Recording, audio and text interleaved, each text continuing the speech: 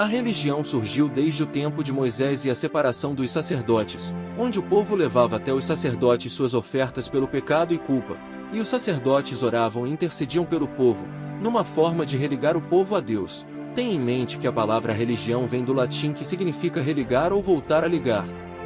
O homem, quando foi expulso do paraíso, ele quebrou seu vínculo com Deus. O apóstolo Paulo afirma aos Romanos no capítulo 3 versículos 23 que todos pecaram, foram destituídos da glória de Deus. Assim, por conta do pecado não estamos mais ligados a Deus, e por meio de Cristo foi que o ser humano pode se ligar novamente a Deus, como afirma João no capítulo 1 versículo 12 que relata: Mas, a todos quantos o receberam, deu-lhes o poder de serem feitos filhos de Deus, a saber, aos que creem no seu nome.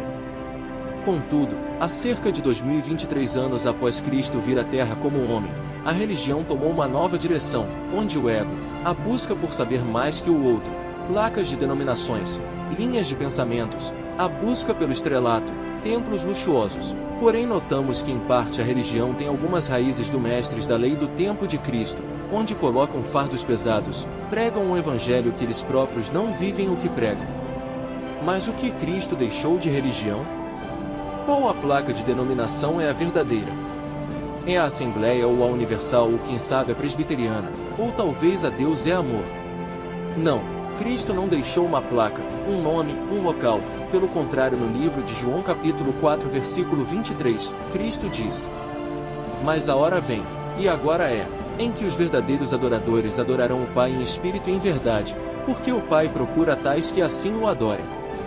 Ou seja, Cristo quer que o adoremos a todo tempo, sem o empecilho de placas ou denominações, como está escrito em 1 Tessalonicenses capítulo 5 versículo 17 que devemos orar sem cessar, de maneira que nosso contato com o Pai seja constante, a ponto de entendermos o que Paulo diz em Gálatas capítulo 2 versículo 20 que ele não vive mais sua vida, mas que Cristo é que vive nele.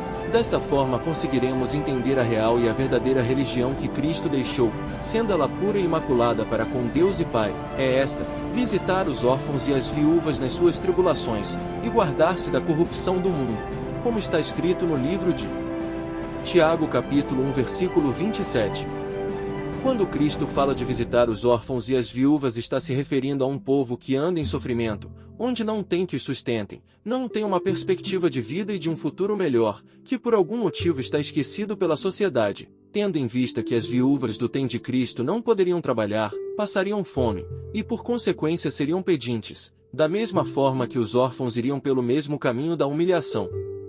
Assim, a ordem de Cristo é: olha, a única religião pura é vocês cuidarem um do outro, de forma que cesse o sofrimento, não haja necessidades entre vós, que juntos possam construir suas histórias. Porém o que vemos hoje é uma igreja que deixa seus membros enfermos perecerem, passarem necessidades até espiritual e não estendem a mão para cuidar de tais casos. A igreja de Cristo precisa urgentemente ser mais caridosa, amar de verdade, se unir, buscar auxiliar os demais irmãos que estão enfermos, seja espiritual, material, emocional.